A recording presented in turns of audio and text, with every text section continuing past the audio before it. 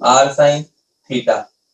तो जेड को कैसे लिख सकते हैं, आर कोस थीटा प्लस आई sine theta, sorry R cos theta iota R sine theta, या फिर R cos theta plus iota sine theta. तो इस फॉर्म का अगर कोई भी नंबर मिलता है, ठीक है ना, तो उसमें जो आगे मल्टीप्लाई होगा वो होगा मैग्नीट्यूड ऑफ जेड, और हमेशा पॉजिटिव ही होना चाहिए कुछ, ठीक है ना, थीटा कुछ भी हो सकता है, थीटा का सारा चलेगा। तो ये ट्रिग्नोमेट्रिक रिप्रेजेंट है, लिख लो इसको भी। और इसका नाम है आर्गुमेंट।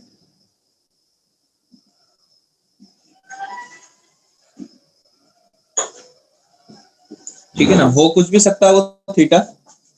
और एक दो चीज होती है, आर्गुमेंट और प्रिंसिपल आर्गुमेंट। प्रिंसिपल आर्गुमेंट जो भी होगा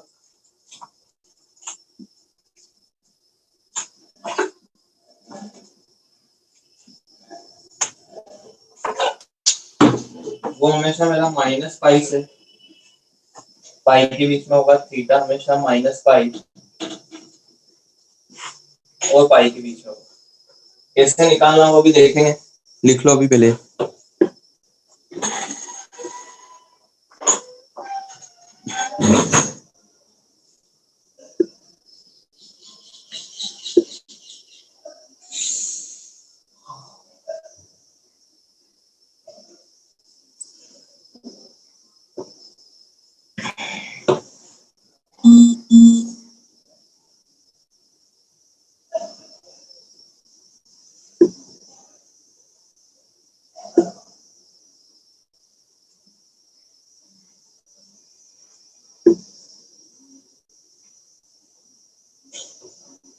हो गया। हाँ सर। नेक्स्ट लिखो आर्गुमेंट।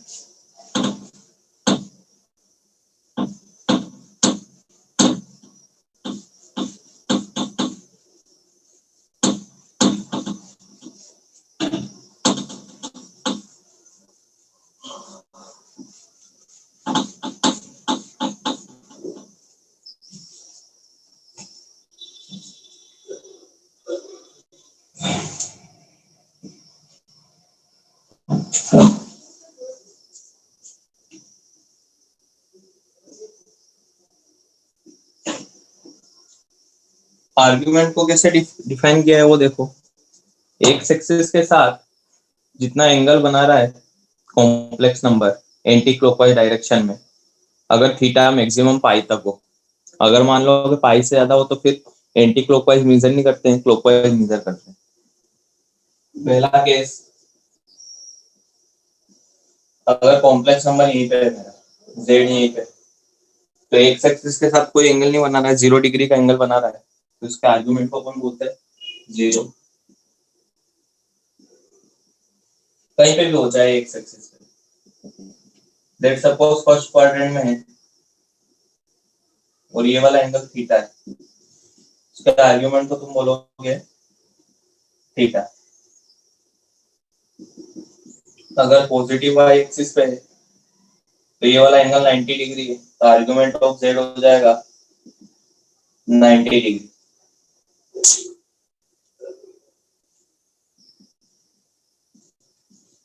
सेकंड क्वाड्रेंट में, ठीक है ना, ये वाला थीटा है, एंटी क्लॉकवाइज डायरेक्शन में लेना है एंगल एक्स एक्सिस के साथ, अभी भी ये थीटा ही होगा। अगर मान लो नेगेटिव एक्स एक्सिस पे है तो दो तरीके हैं, या तो इधर से मैं काउंट करूँ या इधर से मैं काउंट करूँ, लेकिन अगर नीचे से करूंगा तो माइनस पाई आ जाएगा, लेकिन जो डिफाइन किया है उसको माइनस पाई पे ओपन रखा है, तो इसका आर्गुमेंट होगा अगर नेगेटिव एक्स एक्सिस पे कहीं पे भी है तो उसका आर्गुमेंट हो जाएगा माइनस का थीटा, सॉरी माइनस का 5 6। अगर इस वाले क्वाड्रेंट में, थर्ड वाले क्वाड्रेंट में, और ये वाला एंगल थीटा है, तो अब आर्गुमेंट को क्या बताओगे,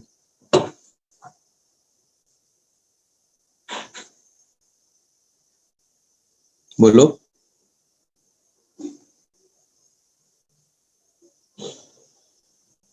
क्यों नहीं पता बाबू?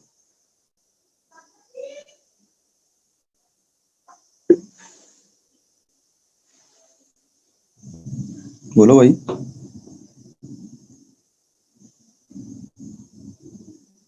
एक्स एक्सिस के ऊपर है तो एंटी क्लॉकवाइज मेजर करना होता है, अगर एक्स एक्सिस के नीचे तो क्लॉकवाइज मेजर करना होता है। तो अभी क्लॉकवाइज मेजर तो कर रहा है मैंने, लेकिन आर्ग्यूमेंट को डायरेक्ट थीटा नहीं बोलते हैं।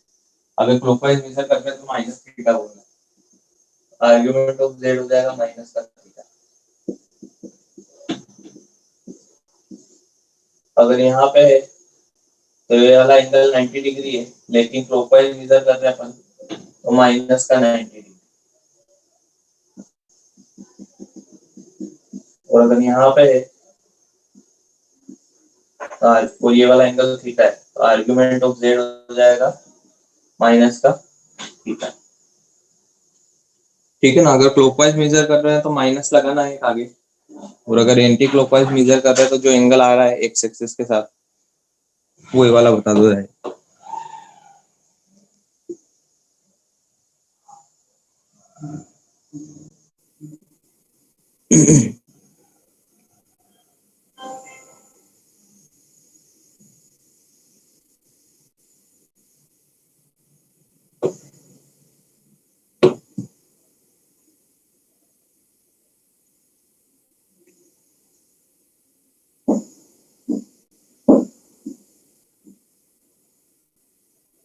हो गया?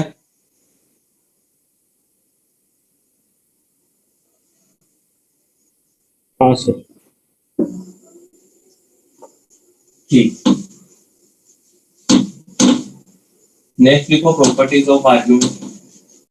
आर्ग्यूमेंट की जो प्रॉपर्टी होती है वो सारी लॉगरिथम जैसी होती है।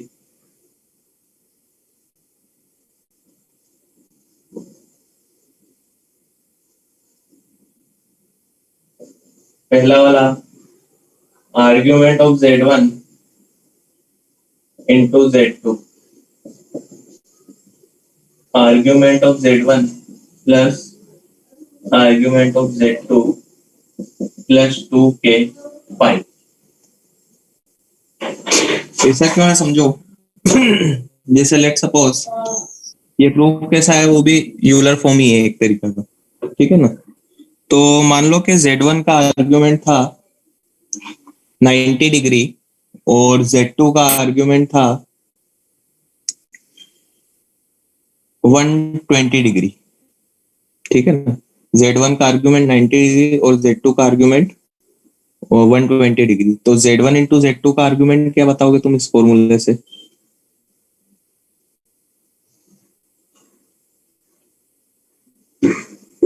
90 बोलो भाई। प्लस 120। 90 प्लस 120 यानी 210 डिग्री। तो वो ठीक है, आर्ग्यूमेंट तो है, वो उसको मना नहीं कर सकते। आर्ग्यूमेंट नहीं है, आर्ग्यूमेंट तो है, उसमें कोई दिक्कत नहीं है, लेकिन प्रिंसिपल आर्ग्यूमेंट नहीं है। प्रिंसिपल आर्ग्यूमेंट की रेंज होती है वो माइनस पाई से पाई होती है। तो के की ऐसी वैल्यू सेट करो जिससे वो माइनस पाई और पाई के बीच में आ जाए। क्या वैल्यू सेट करोगे? -1। जैसे तुम -1 करोगे 210 माइनस 360 बन जाएगा वो, और आ जाएगा -150। क्या उसकी रेंज में आ गया वो? हाँ ठीक है ना? तो इसलिए 2 के पाई ऐड करना जरूरी है, क्योंकि अपन प्रिंसिपल आर्ग्यूमेंट के बारे में लिख रहे हैं। अगर ये नहीं भी लिखोगे तो फिर आर्ग्यूमेंट बताएगा, प्रिंसिपल आर्ग्यूमेंट ही बताएगा। 2 के पाई ऐड करने का मतलब है अपन ने प्रिंसिपल आर्ग्यूमेंट के लिए 2 के पाई ऐड किया। के की वैल्यू अपन अपनी मर्जी से सेट कर सकते हैं जिससे कि वो किस रेंज में आ जाए, -पाई और पाई के रेंज में आ जाए। इन जनरल अगर ऐसे बहुत सारे प्रोडक्ट में जिसको यूलर फॉर्म आता है उसको ये दिख भी रहा होगा ये कैसा है। सभी e की power iota theta 1 to e की पावर आयोटा थीटा 2 है, सभी मल्टीप्लीकेशन में, तो क्या पावर ऐड हो जाएगी? तो इसलिए वहां पे argument of z1 plus z2 plus ऐसे चलता है इन जनरल।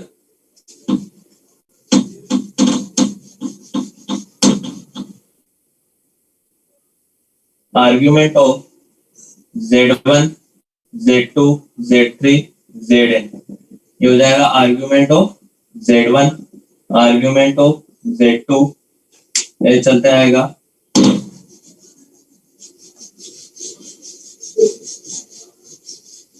और अगेन वही लास्ट में 2k पाई। अगर ऐसा है कुछ z1 बाई z2, इसको ऐसे लिख सकते हैं argument of z1 argument of z2 plus 2k pi.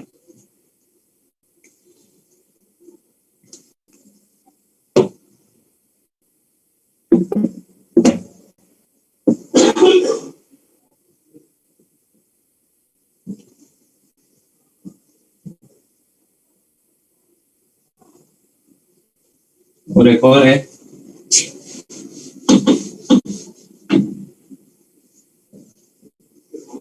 Argument of z की पावर अल्फा, इसको कैसे लिखोगे? अल्फा जैसे लॉग की प्रॉपर्टी होती है वैसी argument of z plus 2k पाई।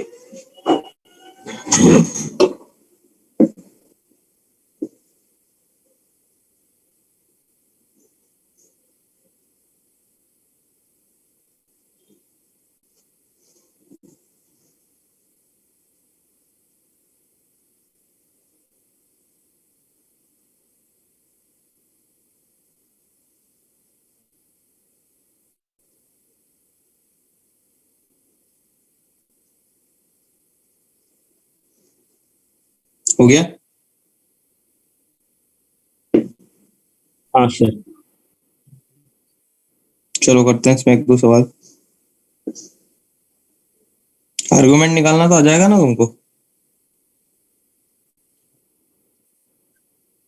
हाँ, अगर एक्स एक्सिस से ऊपर बन रहा है तो एंटी क्लॉकवाइज मेजर करो, और जो एंगल बन रहा है एक्स एक्सिस के साथ उसको डायरेक्ट बता दो कि ये आर्गुमेंट है।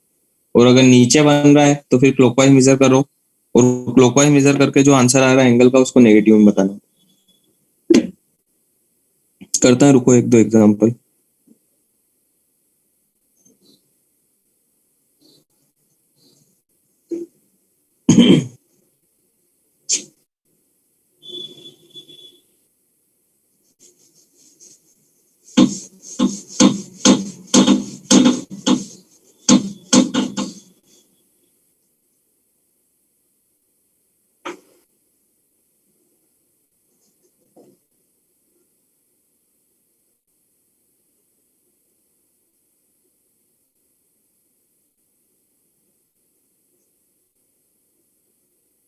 Find modulus and principal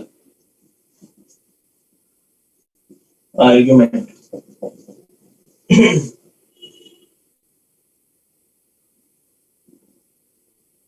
-1 plus root 3 iota 6 cos 310 degree minus iota sine 310 degree.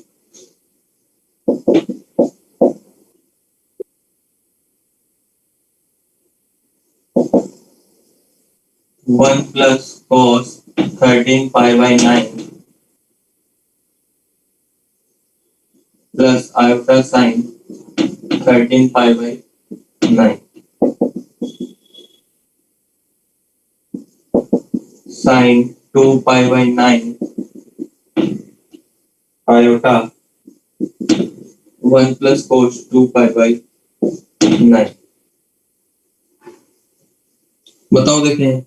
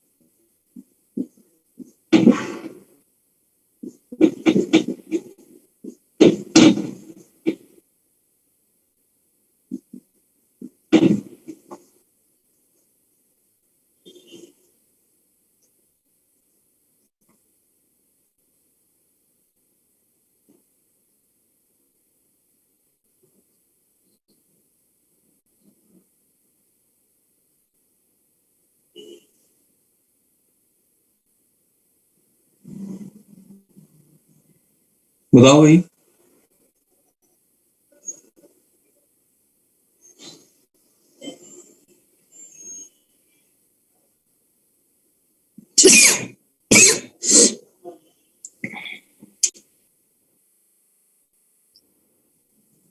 हाँ हाँ, मॉड्यूलस तो 2 है, और आर्गुमेंट क्या बताया तुमने?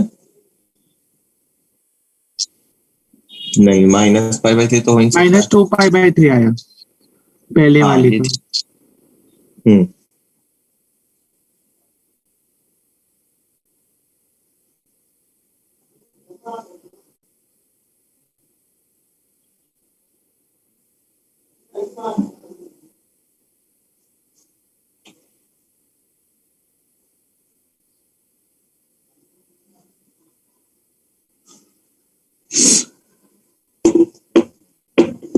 देखो, वो कॉम्प्लेक्स नंबर कौन से क्वाड्रेंट में है? मार्क कर लो उसको भले। सेकंड थर्ड क्वाड्रेंट में। सेकंड क्वाड्रेंट में ही है भाई, एक्स नेगेटिव, और तो तुम्हारा भी गलत है फिर, -2π/3 -1, √3। तो ये वाला एंगल तो 90 है, ये वाला एंगल निकाल लो, अल्फा। तो ये वाली डिस्टेंस कितनी हो गई? 1, ये वाली √3, तो tan अल्फा आ गया 1/√3, तो अल्फा आ गया 30 डिग्री। तो आर्ग्यूमेंट क्या बताओगे? 2π/3, 90 और ऐड होगा, नहीं है समझ में? ठीक है, दूसरा वाला बताओ देखें। तो दूसरे वाले में पहले तुमको कैसा सेट करना पड़ेगा? r into cos theta plus आई साइन थीटा, वैसा सेट करो उसको।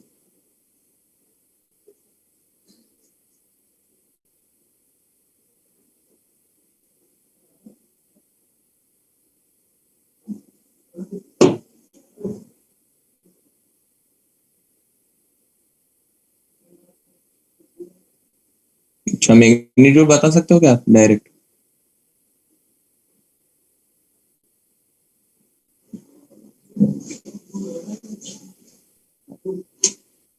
नहीं बता सकते? Magnitude, magnitude. हाँ, मैग्नीट्यूड 6 हो जाएगा।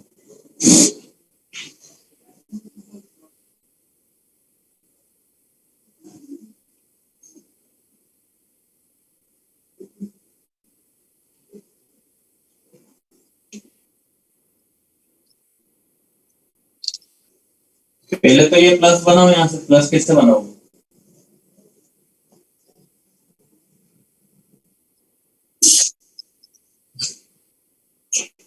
कैसे? 2π-50। हाँ हाँ, तो ऐसे लिख सकते हैं उसको, cos 360 - 50 प्लस आई साइन 360 - 50। नहीं नहीं, ये तो गलत हो गया। 360 - 310।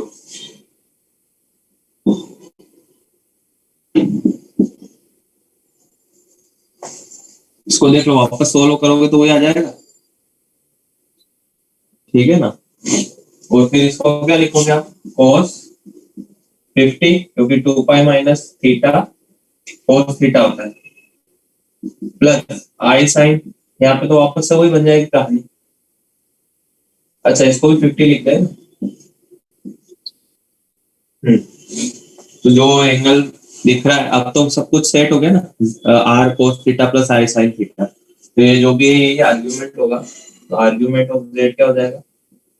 50 और मॉड्यूलस जेड 6।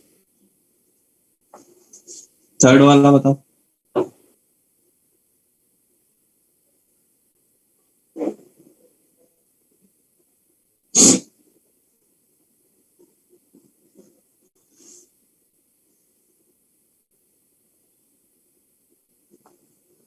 सर आर्ग्यूमेंट 13π/18 और modulus 2 cos 13 pi by 18। 13 pi by 18। तुमने जो आर्ग्यूमेंट बताया वो समझ में आ रहा तुमको कौन से क्वाड्रेंट में है? अच्छा वो चेक नहीं किया मैंने, वो क्वाड्रेंट देखना है।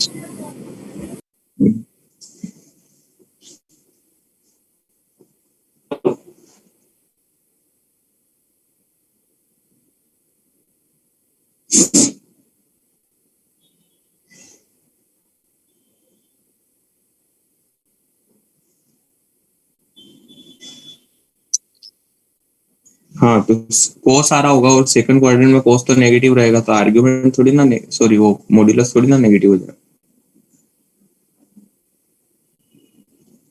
कैसे लिखा उसको? 1 प्लस कोस 2 थीटा का फॉर्मूला लगाया उसमें।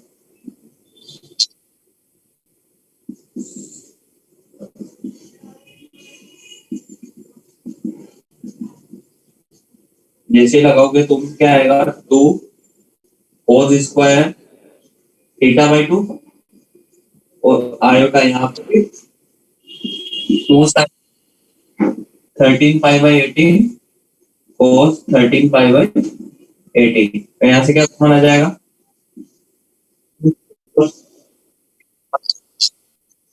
और अंदर बचेगा cos 13 pi by 18 I sine 13 pi by 18। सब कुछ दिख रहा है अपने को वैसा है, आर कोस थीटा प्लस आई साइन थीटा जैसा, लेकिन बाहर वाला चेक करो, क्या बाहर वाला पॉजिटिव नंबर है?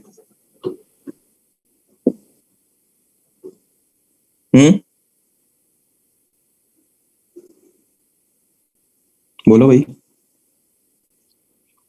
13 पाई बाई 18 होता है 10 डिग्री, और इंटू 13 करोगे तो 130 डिग्री बनेगा, कुछ ना कुछ नेगेटिव नंबर आएगा वो।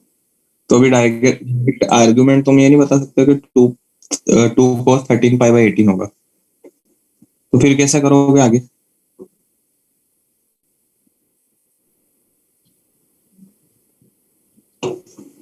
पाई माइनस कर दो, क्या लिखोगे उसको? 2 cos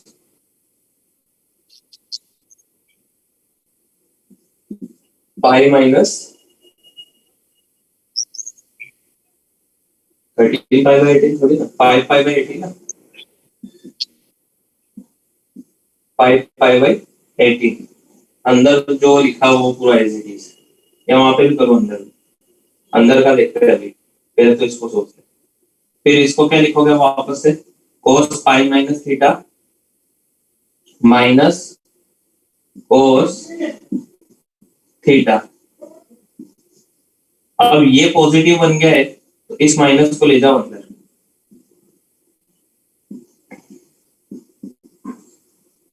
तो अब यहाँ पे क्या आ गया तुम्हारे पास, minus cos 13 pi by 18 minus i sine 13 pi by 18।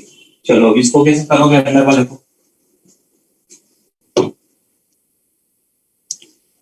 Pi plus में हो जाएंगे दोनों सेट हो।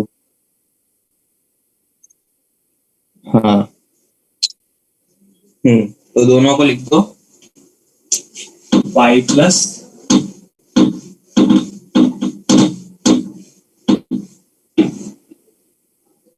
2 cos 5 पाई बाई 18, तो cos pi plus 13 pi by 18 plus I sine pi plus 13 pi by 18। ठीक है ना? तो अब ये जो लिखा हुआ है ये आर्ग्यूमेंट हो जाएगा, लेकिन प्रिंसिपल तो नहीं है वो। प्रिंसिपल बनाने के लिए क्या करोगे?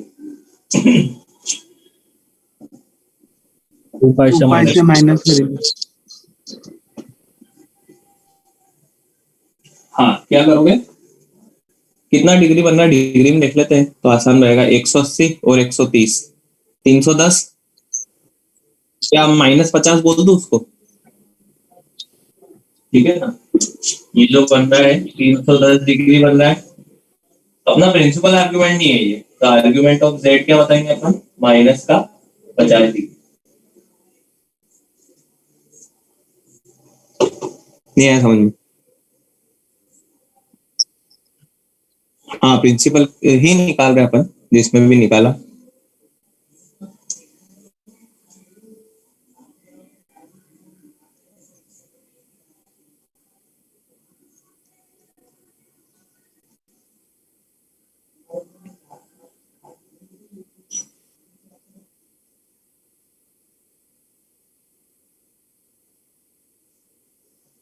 चलो ये वाला करो, फोर्थ वाला हो जाए वो तो।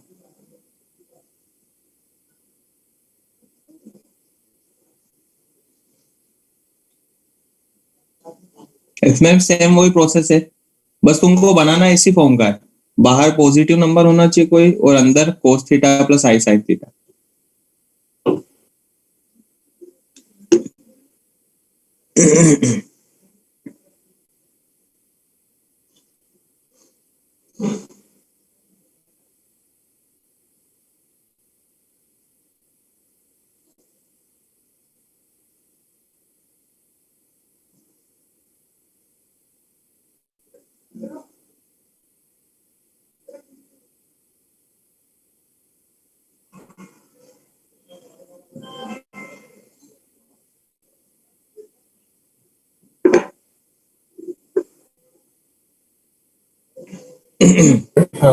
मॉडुलस 2 cos pi by 9 और आर्ग्यूमेंट 70 डिग्री। ठीक है। इसमें साइन वाले में लगा दिया फॉर्मूला, और अंदर ब्रैकेट वाले में लगा दिया, तो आ जाएगा sine 2 theta 2 sine pi by 9 cos pi by 9 plus iota, उस वाले में 1 plus cos 2 theta 2 cos square theta by 2, common आ जाएगा 2 cos पाई बाई 9, और अंदर साइन पाई बाई 9 यानी 20 degree plus iota sign iota cos 20 degree. तो ये तो पॉजिटिव है, देखो इसमें मेहनत नहीं करनी है, नहीं है समझ में? बाहर वाला पॉजिटिव ही है, cos 20 डिग्री बन रहा है, इसमें मेहनत करनी पड़ेगी। इसको लिख दो cos 70, मेहनत कुछ नहीं करनी मतलब, और इसको sin 70। तो अंदर वाला भी सेट हो गया, बाहर वाला भी सेट हो गया। मैग्नीट्यूड आ जाएगा 2 cos 20 डिग्री, और आर्ग्यूमेंट आ जाएगा 70 डिग्री। चलो फिफ्थ वाला करो।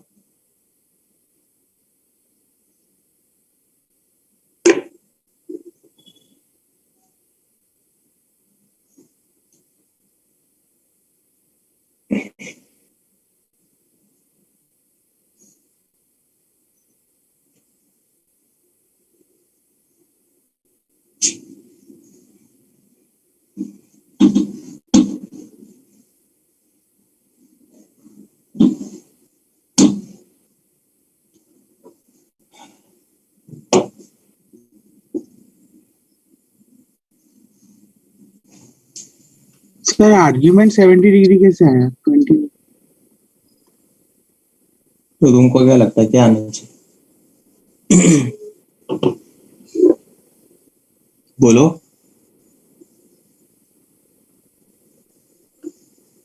अरे पहले साइन वाला लिखा हुआ था ना आगे, साइन वाला थोड़ी ना रहता आगे, आगे कोस वाला रहता है, उसको कैसे चेंज करोगे?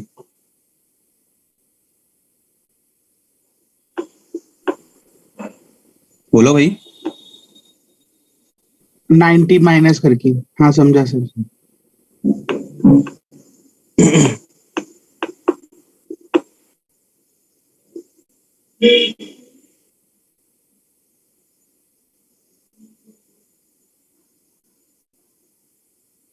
चलो हुआ वो फिफ्थ वाला।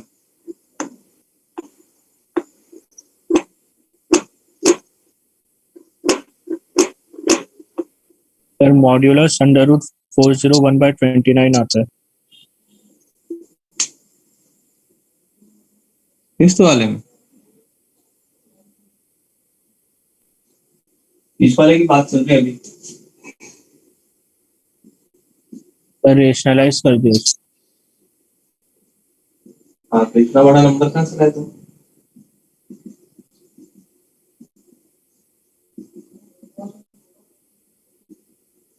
नीचे क्या बन जाएगा, a square plus b square यानी 29, और ऊपर -1 + 20. हाँ 4 a square plus b square plus 2ab -21/29 प्लस 20/29 आयोटा। यह है मेरा तो रेशनलाइज करने के बाद। हाँ सर, हाँ गलती हो गई. फिर ये कौन सा क्वाड्रेंट में दिख रहा है, सेकेंड क्वाड्रेंट. सेकंड में। तो ये वाला एंगल वापस से अल्फा बोल देते हैं।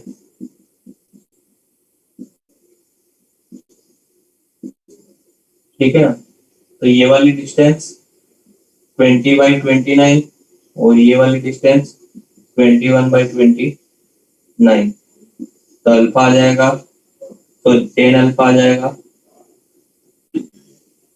21/20, अल्फा आ जाएगा 10 इनवर्स 21/20। तो आर्ग्यूमेंट जेड क्या बोलोगे, 90 π/2 प्लस + 21/20 ना। हाँ सर. ठीक है, और मॉड्यूलस कर लेना स्क्वायर √a² + b² करके जो भी है। हाँ ठीक है, इतना बड़ा ही है। 21/29. हाँ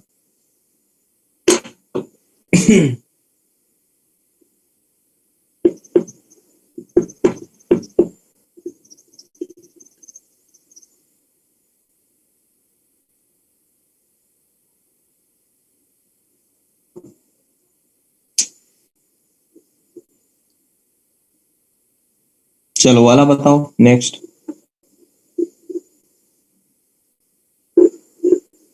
पहले तो मॉड्यूलस की बात कर लेते हैं, मॉड्यूलस बताओ।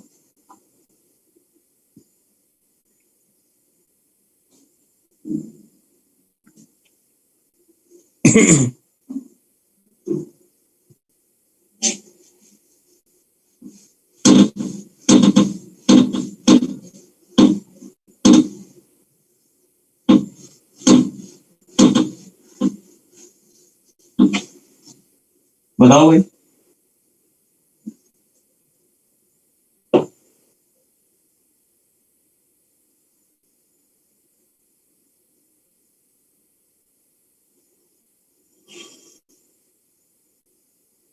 मॉड्यूलस तो आ जाना चाहिए तुम्हारा।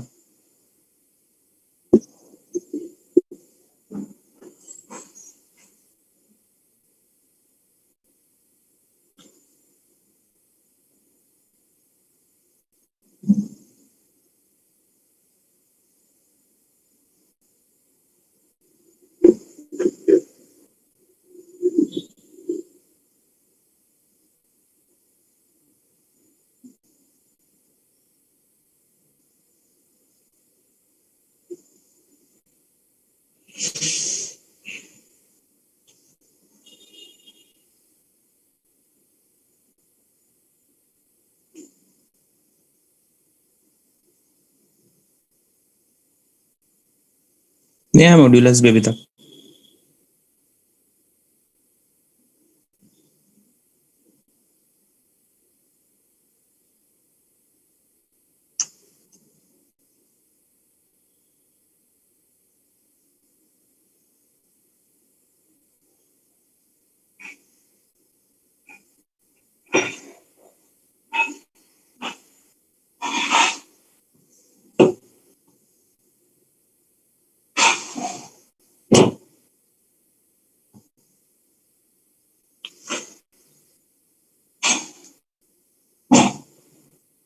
√52/2 आता है.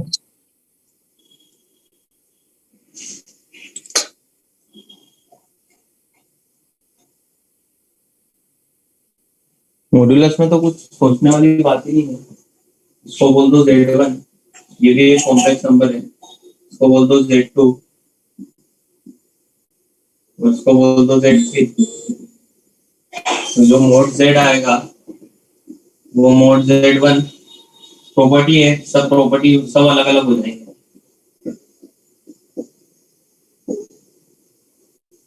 नहीं है समझ में? अरे मोड तो अलग अलग हो जाता है ना अगर मल्टीप्लिकेशन और डिवाइड में है। हाँ सर। Z1 का मोड 1, Z2 का मोड 2 की पावर 7 और Z3 का मोड भी 1 है उसकी पावर 5, तो 2 की पावर 7 आ जाएगा। फिर आर्ग्यूमेंट में भी अगेन प्रॉपर्टी यूज कर सकते हैं। क्या हो जाएगा? Argument of Z1 7, argument of Z2 -5, argument Z1 का आर्ग्यूमेंट कितना है?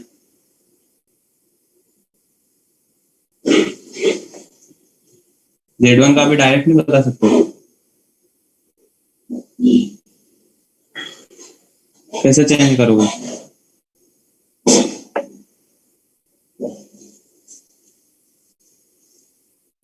पाई बाय 2 प्लस कर π/2 प्लस करके हो जाएगा π/2 प्लस। 2 पाई माइनस करेंगे सर। 2 pi minus 3। क्यों 2 पाई माइनस? फिर साइन ही नेगेटिव हो जाएगा और कॉस पॉजिटिव रहेगा। क्या लिखोगे? 2 पाई माइनस π/3। हाँ तो उससे तो वो प्रिंसिपल रेंज में नहीं आएगा ना।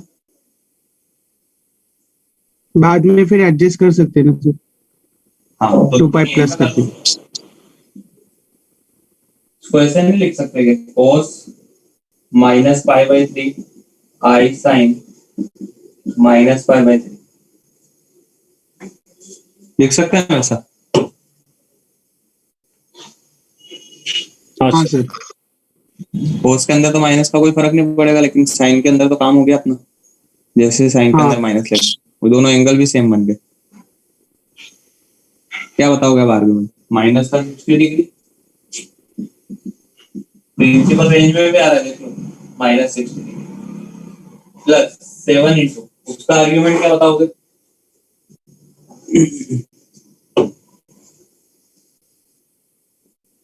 बोलो। वो भी 60 डिग्री होगा, प्लस 60 डिग्री। प्लस का 60 डिग्री तो 7 इंटू π/3 और इस वाले का आर्ग्यूमेंट 90 डिग्री π/2। π/2 कितना आएगा? 420 डिग्री माइनस 450 -30 और -60 माइनस का 90, तो 2 के पाई का कोई रोल नहीं बचा, ये प्रिंसिपल में आ गया अपने आप ही। नहीं आया समझ में? समझा sir.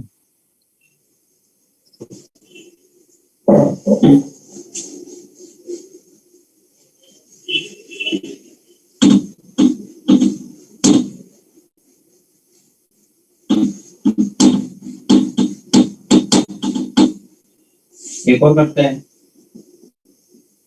If we redefine argument in the interval principal argument in the interval pi to 3 pi, then sum of principal argument of root of equation x square minus x plus 1 equal to 0।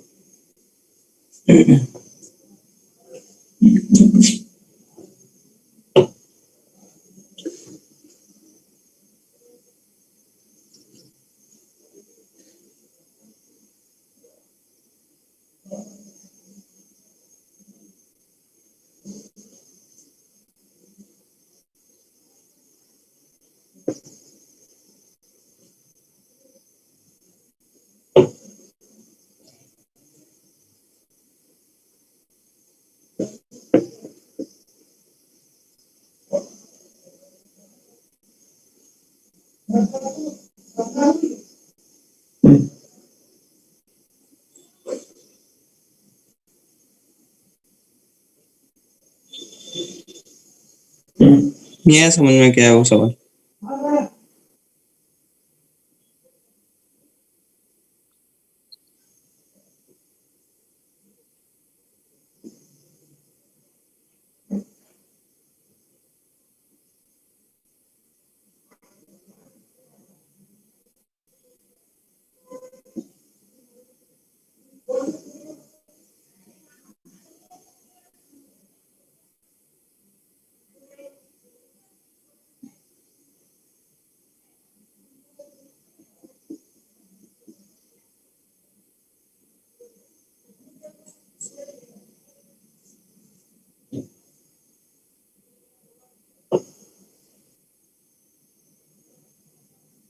मतलब अगर पहले कोई complex number था जिसका principal argument 60 degree आ रहा था, तो अब नए जमाने में उसका आर्ग्यूमेंट क्या आएगा?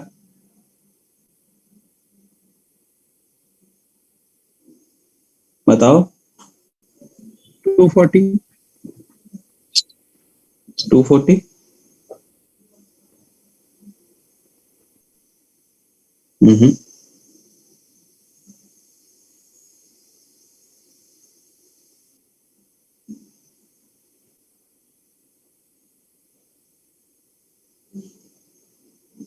बताओ भाई, अगर इसका जवाब दे दिया तो फिर आ जाएगा। अगर कोई पहले कॉम्प्लेक्स नंबर था जिसका आर्ग्यूमेंट था 60 डिग्री, तो अभी जब अपन ने वापस से रिडिफाइन किया तो उसका आर्ग्यूमेंट कितना आएगा? 2 pi plus 60 लिखेंगे ना. हाँ, क्योंकि पूरा जो इंटरवल है वो किससे शिफ्ट हो चुका है? pi से 3 pi तक शिफ्ट हो चुका है. नहीं, मतलब कितने से वो हो गया, आगे कितने से बढ़ गया? 2 pi से 2 बढ़ pi गया. से 2 पाई से आगे बढ़ गया। तो अगर पहले किसी का 60 डिग्री आ रहा था, तो अब उसका नए जमाने में आर्गुमेंट क्या आएगा? 420 डिग्री। बस सिंपल सा सवाल है, बताओ अब।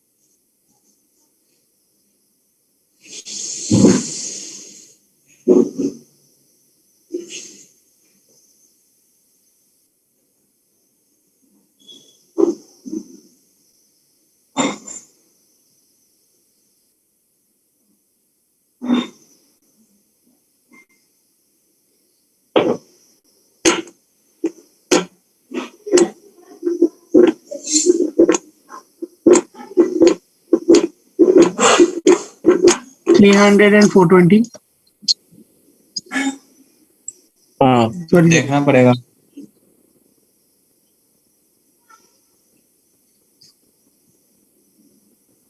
थ्री 720 आता है सर. हाँ, ये थोड़ा ठीक लग रहा है। जैसे उसके रूट निकाले पहले,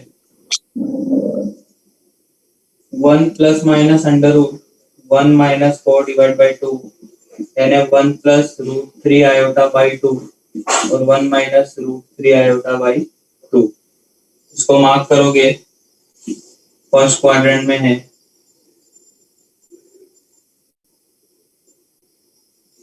one by two comma root 3 by 2। ये वाला एंगल 60 डिग्री है क्या? हाँ सर.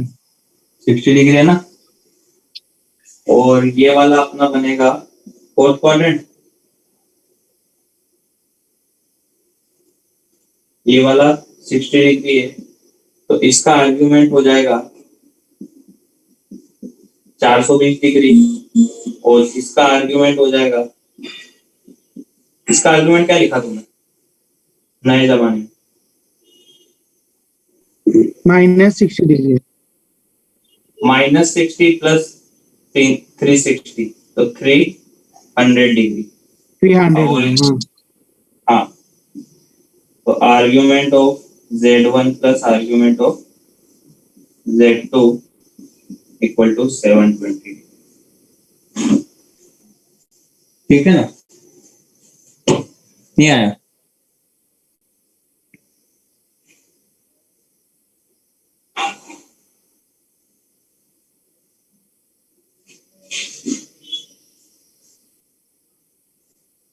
हो गया? हाँ सर।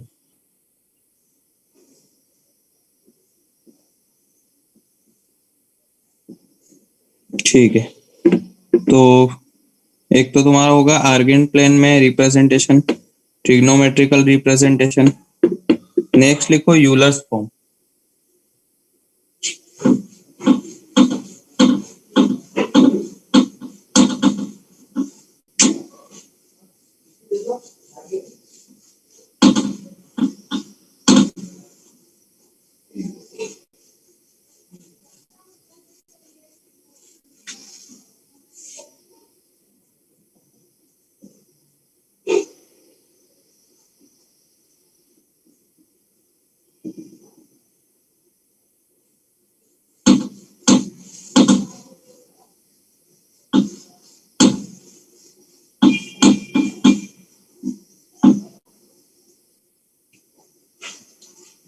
यूलर्स फॉर्म क्या बोलता है कि e की पावर आयोटा x, इसका एक्सप्रेशन आता है तुमको? e की पावर x का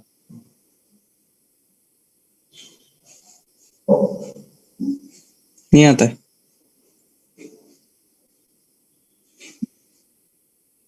एक्सपेंशन एक्सपेंशन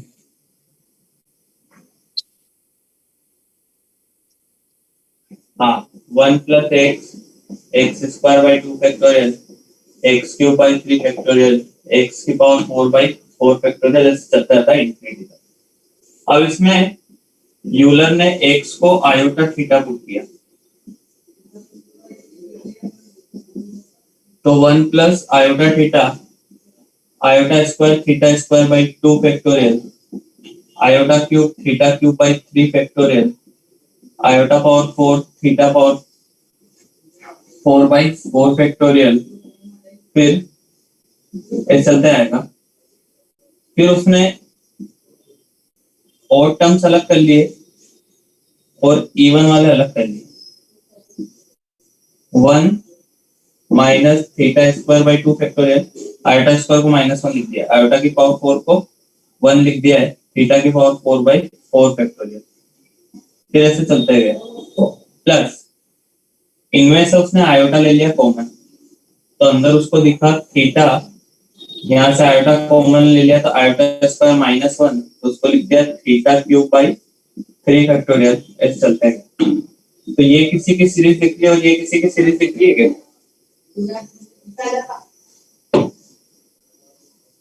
नहीं दिख रही। कॉस और साइन का है। तो ऐसे करके उसने e की पावर आयोटा थीटा को बताया कि ये होता है कोस theta plus iota sine theta, e की पावर आयोटा थीटा।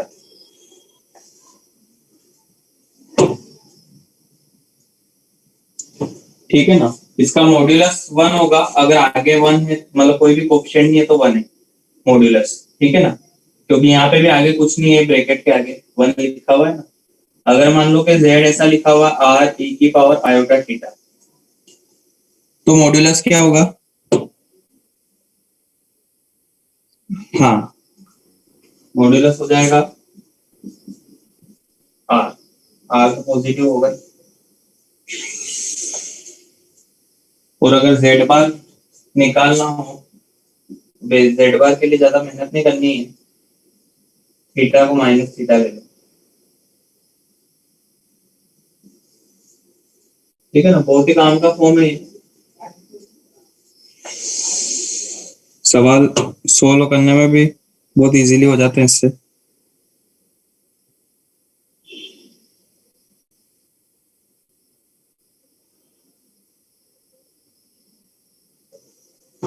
तो cos थीटा को लिखवा सकते हो क्या? e की पावर आयोटा थीटा के टर्म में और साइन थीटा को बताओ, इन दोनों से लिखवाना e की पावर आयोटा थीटा और e की power minus iota theta.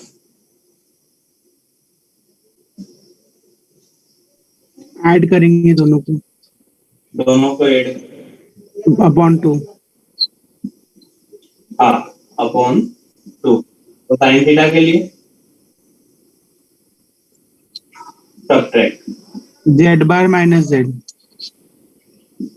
Divide by 2 iota करना पड़ेगा ना। हाँ सर।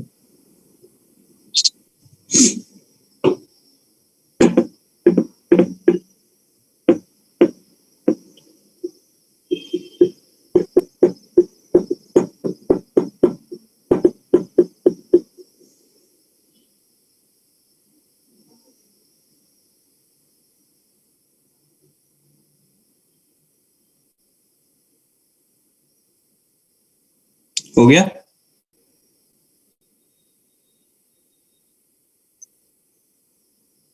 ठीक है, 10 पे करके बताओ तो फॉर्म। अच्छा, एक और वो फॉर्म देख ही लो, वेक्टोरियल फॉर्म।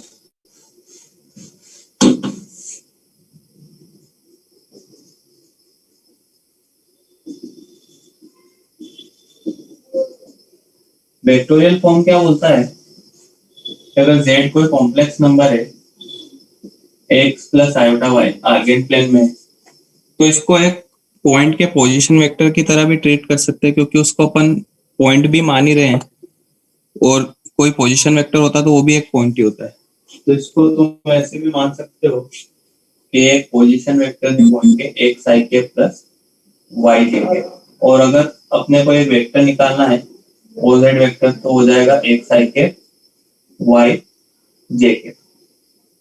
से बताने का मतलब यही है यहाँ पे कि अगर कोई भी पॉइंट है, कॉम्प्लेक्स नंबर है कोई भी आर्गेन प्लेन में, तो उसको एक पॉइंट के पोजीशन वेक्टर भी ट्रीट कर सकते हैं वेक्टोरियल फॉर्म में। और कुछ भी ज्यादा इसमें रोल नहीं है, लिख लो, डायग्राम बना लो। और जो वहां पे वेक्टर का मैग्नीट्यूड होता है वो यहाँ पे z का क्या हो जाएगा? मॉड्यूलस। मॉड्यूलस हो जाएगा।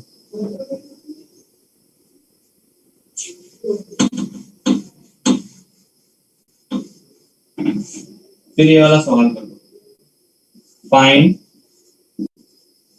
रियल पार्ट ऑफ e की power iota theta.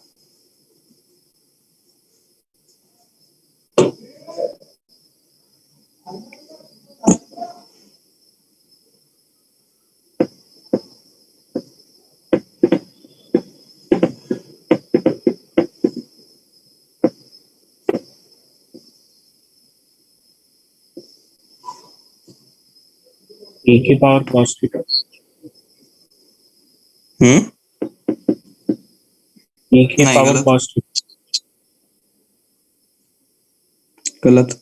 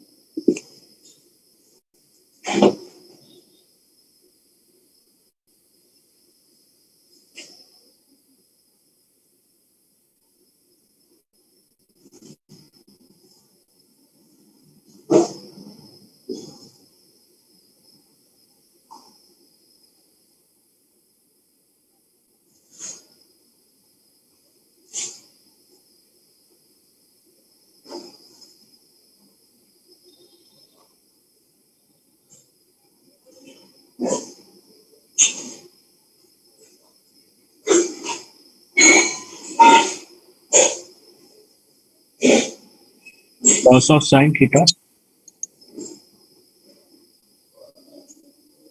cos of sin theta, नहीं अभी भी गलती cos है। of e theta, cos of e theta. कैसे निकाला कैसे तुमने, ये बता दो चलो।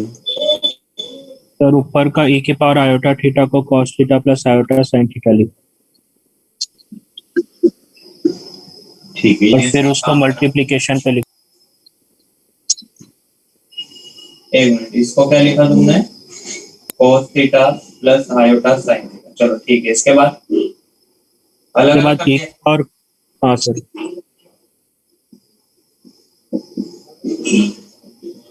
ठीक है, फिर वो आयोटा sin थीटा को भी cos of sin theta plus iota sin of sin इसको थीटा। भी वापस कैसे ट्रीट करेंगे अपन, कॉम्प्लेक्स नंबर की तरह, e की पावर आयोटा थीटा। तो इसको क्या लिखा, cos of sin theta plus iota sin of, ऐसा लिखा था। तो cos ऑफ sin थीटा आया ना रियल। हाँ, तो रियल पार्ट e की power cos theta into cos of sin theta आएगा ना। रियल मैग्नीट्यूड क्या आएगा, मैग्नीट्यूड तो यही आएगा।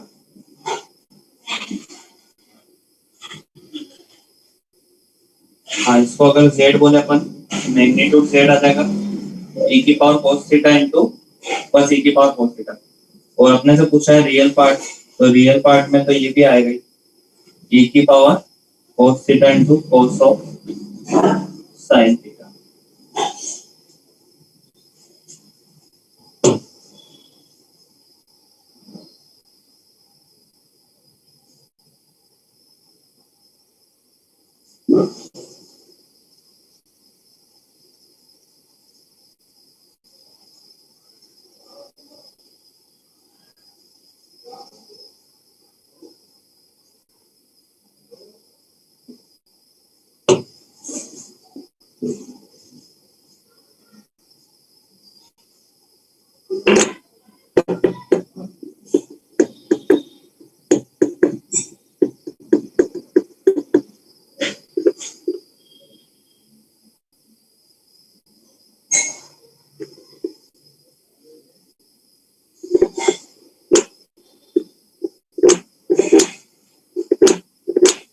हो गया। हाँ सर चलो ये वाला कर लेते हैं।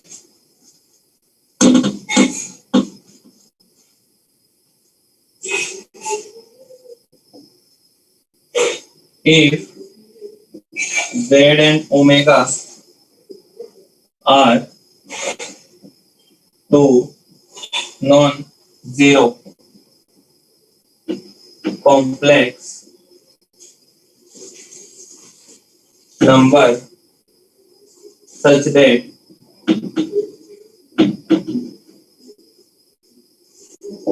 z omega बराबर 1 and argument of z minus argument of omega is equal to pi by 2, find value of 5 iota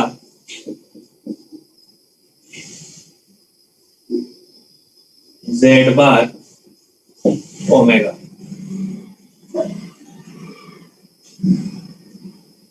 करो देखें क्या करते हो।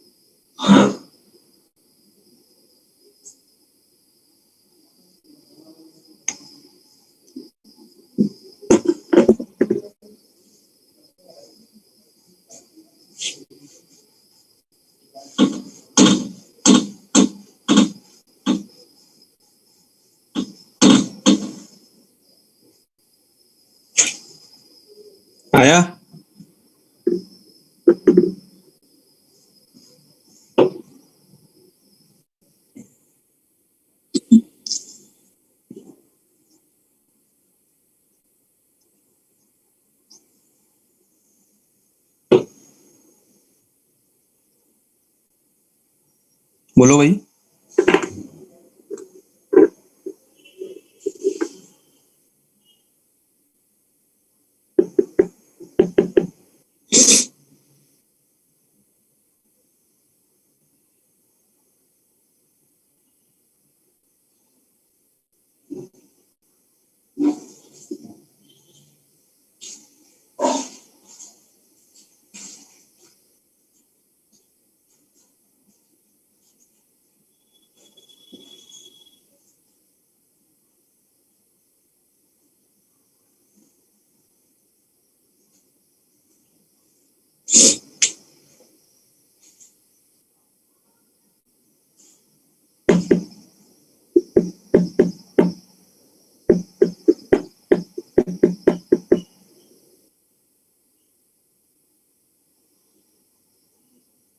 सर आंसर 0 आता है।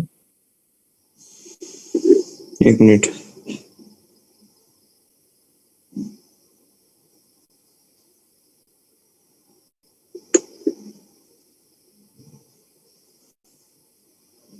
नहीं,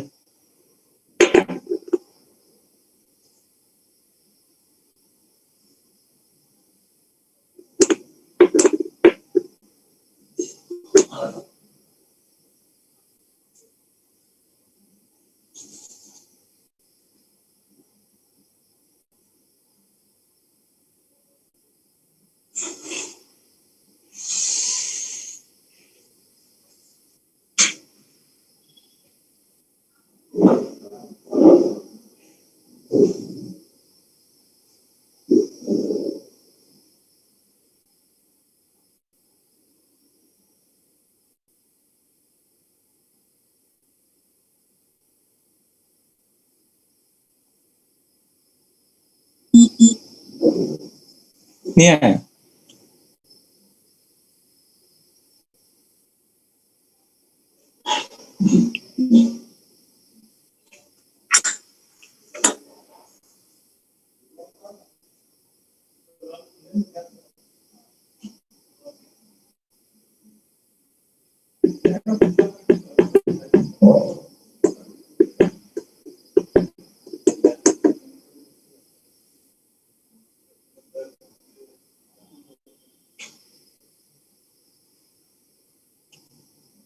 बोलो भाई।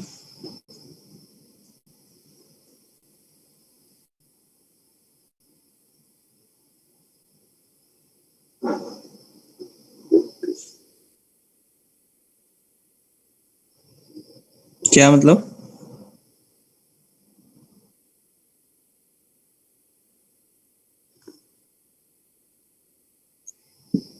तो फिर वो वैसे करना होता तो फिर यहाँ पे क्यों करवाते अभी? यूलर फॉर्म में मानो।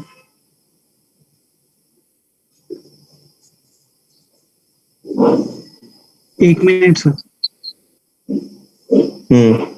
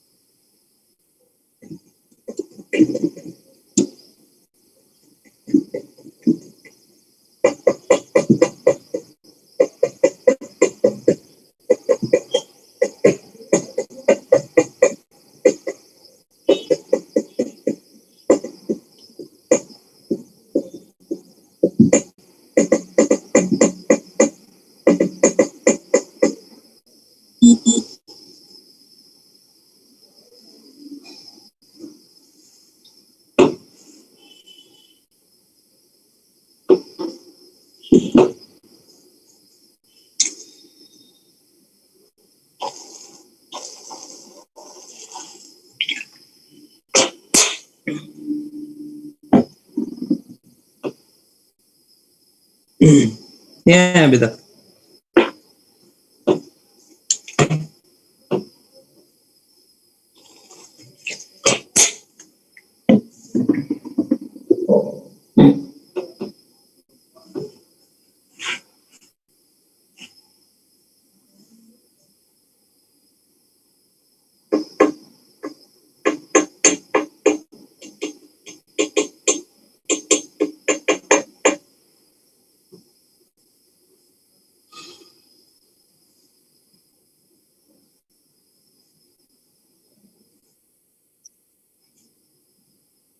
5 पाई बाय 2 आई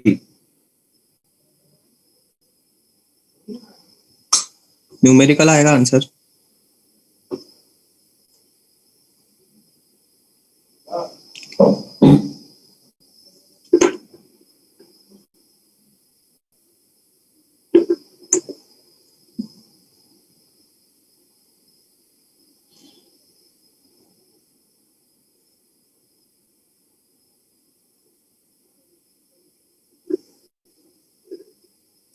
क्या माना जेड को बताओ चलो।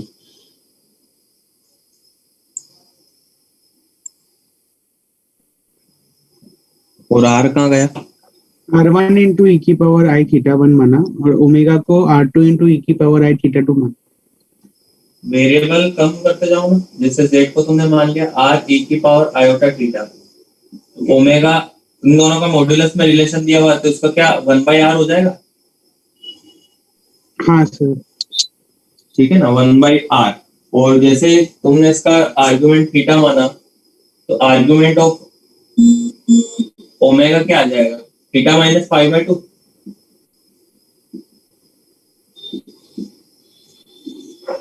ये तो आएगा। अब वो प्रिंसिपल हो या नहीं, हाँ। अपने को उससे मतलब नहीं, लेकिन आएगा तो यही ना। हाँ ठीक है ना, ऊपर कुछ भी लिख सकते हैं अपन ई की पावर में, ई की पावर में मर्जी पड़े जो एंगल लिखो, उससे मतलब नहीं, चाहे प्रिंसिपल हो या ना हो कोई भी एंगल लिख सकते हैं। फिर आप अपने से क्या पूछ रहे हो?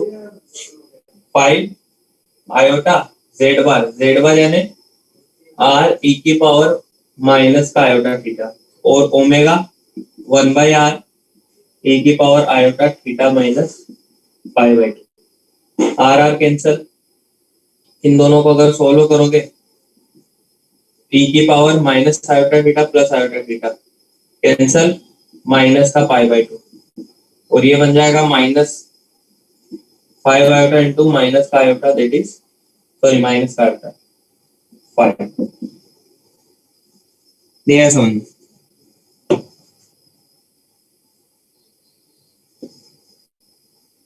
हाँ सर आया।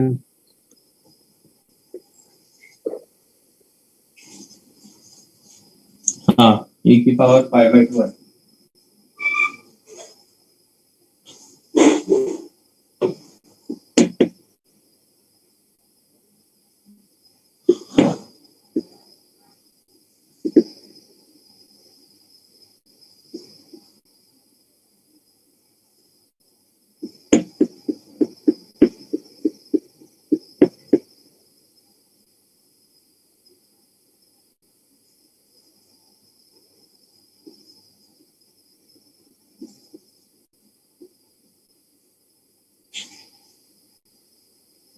हो गया।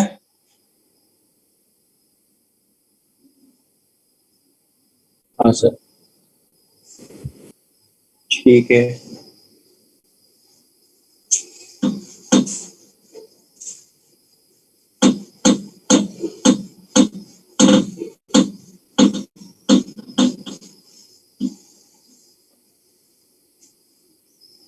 नेक्स्ट देखो ट्रायंगुलर इनइक्वालिटी।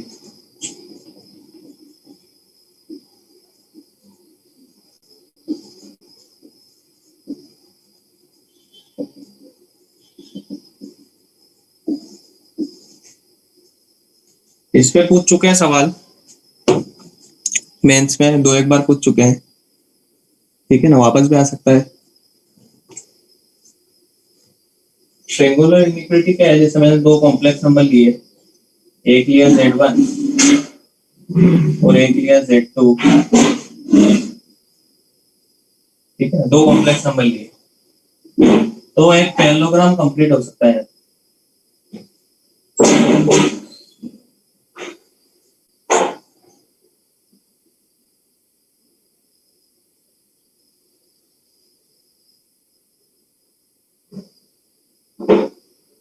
तो इस पॉइंट के कोऑर्डिनेट बता सकते हो क्या, या पोजीशन वेक्टर? अगर मान लो कि दो पॉइंट है, Z1 plus एक Z1 plus Z2।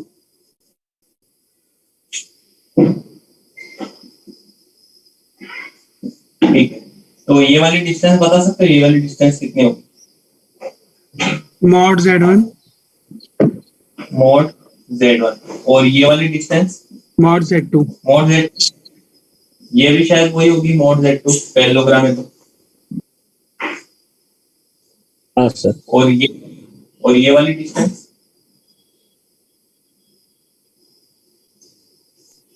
mod of Z1 plus Z2 mod of Z1 plus Z2। तो किसी भी ट्रायंगल में दो साइड का सम जो होता है हमेशा तीसरी वाली साइड से बड़ा होगा क्या? हाँ सर। तो Z1 प्लस Z2 हमेशा बड़ा होगा Z1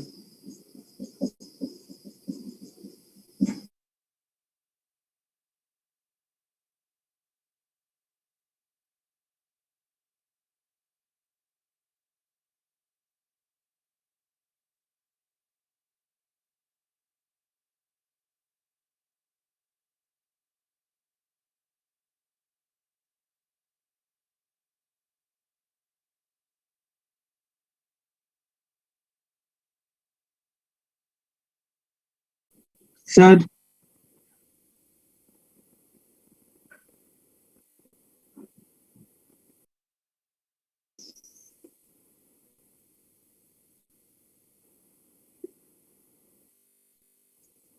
हेलो, आवाज आ रही है भाई?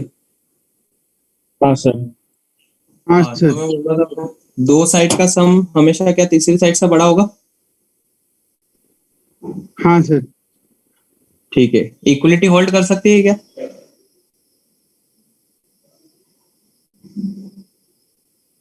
बोलो।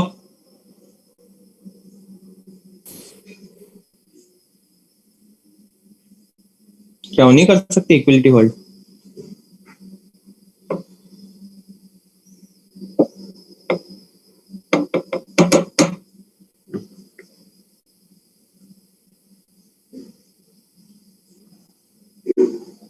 बताओ भाई।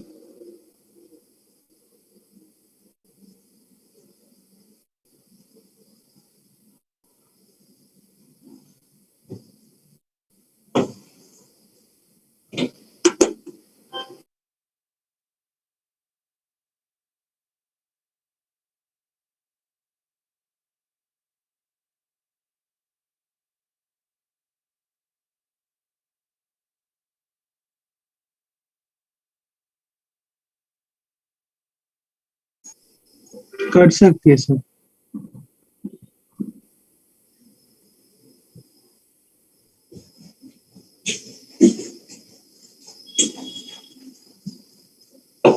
हेलो, आवाज आ रही है? हाँ हाँ सर। सर। हाँ मैं बोल रहा था इक्वलिटी कब होल्ड करेगी?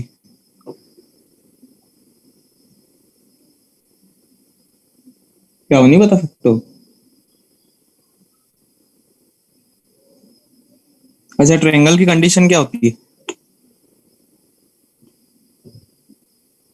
मतलब वो साइड वाली जो कंडीशन होती है वो तुमको आती है?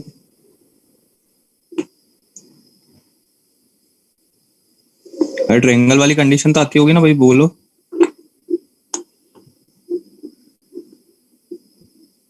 सम जैसे ऑफ अगर two side greater than third side.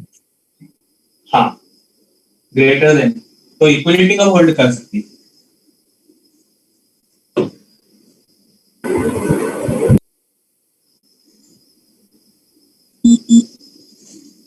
जब मतलब दो साइड इक्वल हो और जो तीसरा साइड हो उनके सम की इक्वल हो।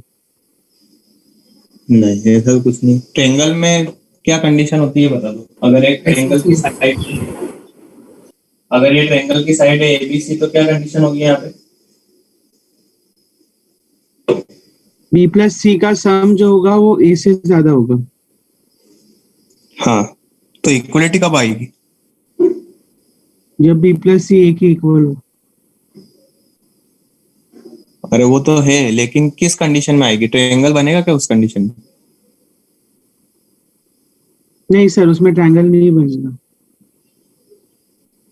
तो क्या बोलोगे? इक्विलिटी पे फिर ट्रायंगल का एरिया तो जीरो हो जाएगा ना। अरे पर लेकिन बोलोगे क्या, स्टेटमेंट क्या दोगे?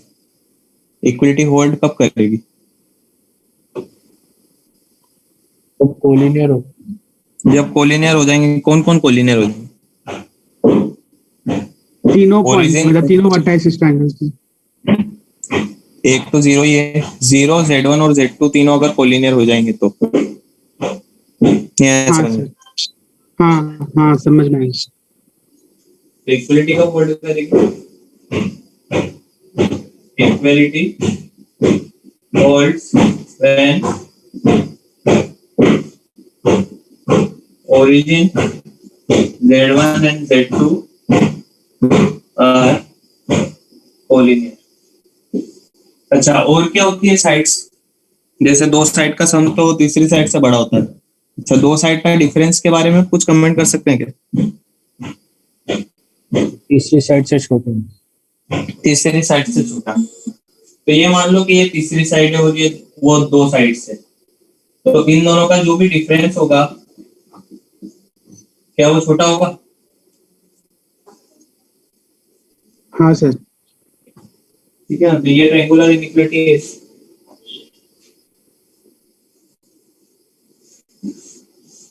और अगर इसी में मैं Z2 को रिप्लेस कर दूं माइनस का Z2 से, तो ये क्या बन जाएगा? Z1 minus Z2।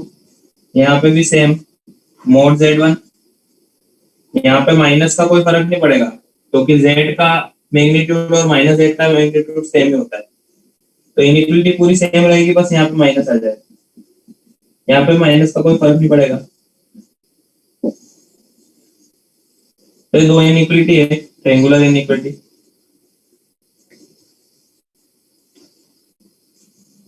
अगर नहीं भी याद रख सकते हो तो फिर वैसे ही, जैसे मैंने ट्रायंगल बना के किया वैसे तुमको आ जाएगा, जल्दी से बना के देख सकते हैं। लिखो।